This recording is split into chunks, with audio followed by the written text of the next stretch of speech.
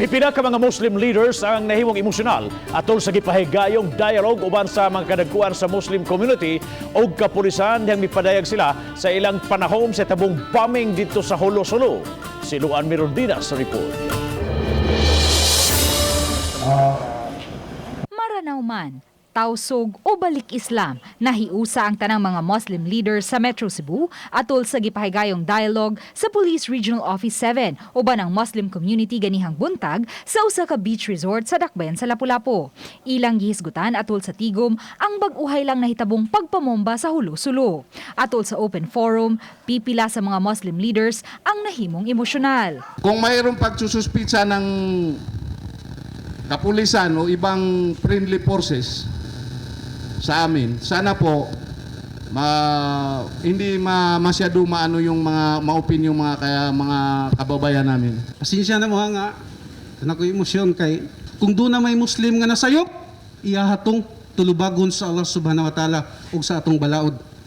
Dili na tulubagon sa tibok Muslim. We really assured na kaming mga Muslim ay laging nakasuporta sa peace here in Cebu. In fact, as mentioned sa Sinulog, we are also being an advocate. We are not even after the religious affiliation.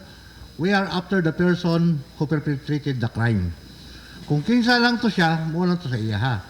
Because we know the fact that Islam is for peace. Human sa open forum, gisunod gilayon ang paglagda sa Manifesto of Support sa kadagkuan sa kapulisan sa Police Regional Office 7 ug sa mga Muslim leaders. I think this is a good indicator that our Muslim community here are cognizant of the cooperation that is necessary to protect this particular place in Visayas. Naglaro ang PRO7 Director nga mas paligunon pa unya nila ang pakig-alayon sa Muslim community dinhi sa Sugbo ug himuon na nga regular nga kalihukan ang pakigpulong kanila. Uban ni Godfrey Rilien, Luan Mirondina, Balitang Bisdak.